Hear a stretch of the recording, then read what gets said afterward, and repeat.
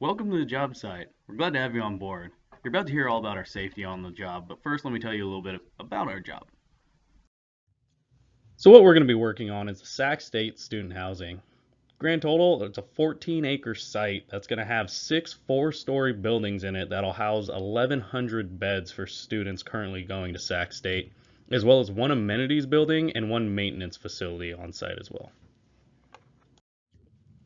So what we're looking at now is a logistics plan for our job. There's a couple things that I wanted to point out while we're looking at this as well. One of them being the main entrance to our job is right there in between the contractor parking and the laydown area on the southwest side of the job. That's going to be right off of State University Drive. The secondary entrance, as well as the overflow laydown area, you'll be able to access that right off Collegetown Drive, and you can see that entrance on the northeast side of the job site.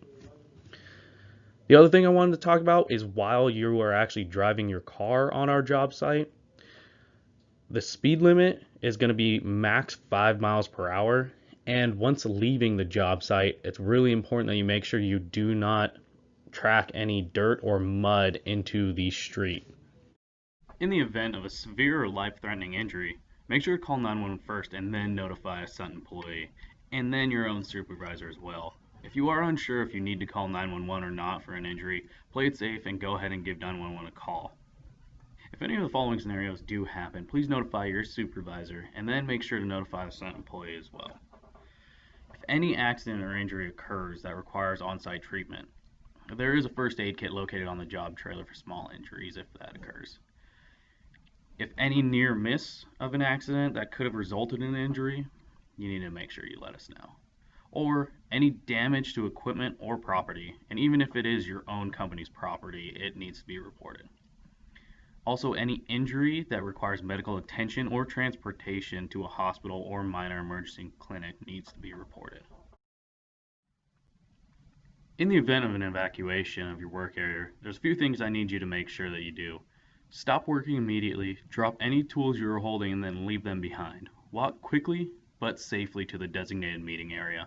Form into a group with your others from your company and remain quiet and listen for any further instructions.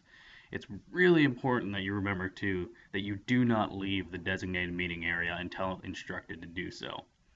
This evacuation map actually shows where our primary and secondary emergency meeting areas are, as well as the routes that you should take when going to those. Our primary is the one on the southeast side of the job, right next to the SUNT trailer, and the secondary meeting area is on the northwest side in the overflow laydown area. Take whatever path of travel is going to be the quickest and safest to get you to one of these emergency meeting areas. And once there, wait for further instruction from a SUNT employee before you go back to work or leave the job. This is a drug and alcohol-free workplace. If you are consuming or under the influence of drugs or alcohol on the job, you will be removed immediately. Also, if there is an incident resulting in a third-party treatment or any incident involving property damage in excess of $500, there will be a mandatory drug test after for all those who were involved. Also, please note there is no smoking or tobacco allowed on this campus, so this does include chewing tobacco as well. Food and drink will not be allowed inside the buildings at all. The only exception to that is going to be water, but there will be designated eating areas for you around the job site so that you don't have to go too far. You also will be allowed to use Sac State's campus to go get food, as they have a few places to eat on campus. However, there's something I want you guys to think about anytime you're on our job site or going to Sac State's campus, and that's to be courteous at all times. Don't stare at anybody and don't make any rude gestures. Don't wear any offensive clothing, and be professional at all times. You're part of our team now, so not only will you be making yourself look bad, you'll also be making us look bad. Your foreman is required to sign in every morning by 9 a.m. and have a confirmed count of how many workers will be on site from your company. Also, your company is required to have a competent person on site at all times. And don't forget, you must keep a copy of your equipment certifications on yourself when you are operating that equipment. Your company, and not SUNT, is required to provide drinking water and the required PPE and a first aid kit for you. Each contractor is supposed to supply their own washout bins if it's required. Also, if there's any hazardous waste or universal waste, it's up to the contractor that generated the waste responsibility to dispose of it correctly. Universal waste is things like batteries and non-empty paint cans and such. You are also required to clean up your work area on a daily basis. We have a stormwater pollution prevention plan here in effect on our job, and some requirements are don't disturb any of our best management practices, such as the wattles. If you do accidentally disturb any of them and you can't fix them yourself, it's alright, just notify one of us site employees and we'll get it fixed. You also can't wash your vehicles here on site. The only exception to this rule is you can wash off tires just so you don't track anything off site.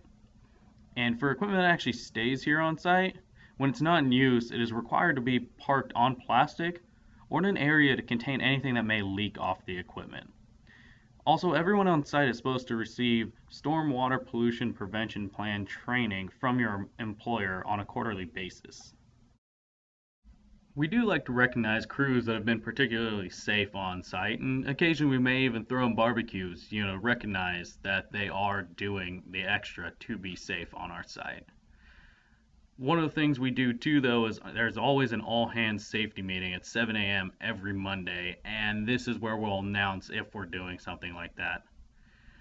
Also, don't forget, don't just walk by a safety hazard either. If you see something, say something about it so that someone can get it fixed as soon as possible, and that way we don't have a hazardous situation for someone else.